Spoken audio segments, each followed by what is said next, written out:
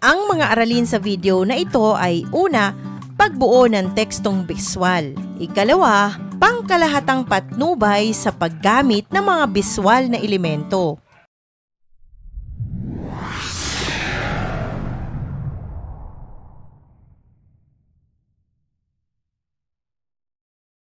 Dumako na tayo sa unang bahagi ng video na ito.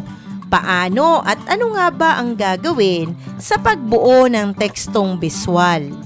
Ang mga biswal na elemento ng teksto ay mga paraan ng presentasyon ng mga ideya na ginamit upang maiparating ang mensahe tungkol sa mas malawak na datos sa paraang mabilis at mabisa.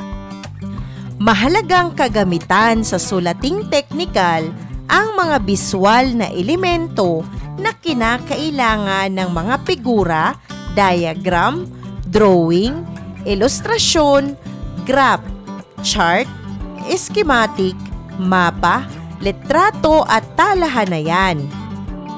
Dumako na tayo sa pangkalahatang patnubay sa paggamit ng mga biswal na elemento.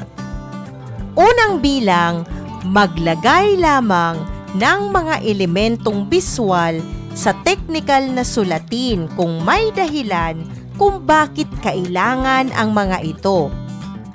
Ikalawa, ipaliwanag ang kahalagahan ng lahat ng ginamit na elementong biswal. Kailangan ding isama ang interpretasyon ng datos na inilahad. Ikatlo, tiyaking may numero at pamagat ang lahat ng biswal. Ikaapat, tiyakin ding lahat ng biswal ay tuwirang naglilinaw at nagpapaunlad sa diskusyon sa teksto.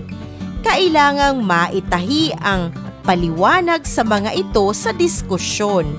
Ang mga pamagat nito ay nararapat na akma sa tinatalakay na diskusyon.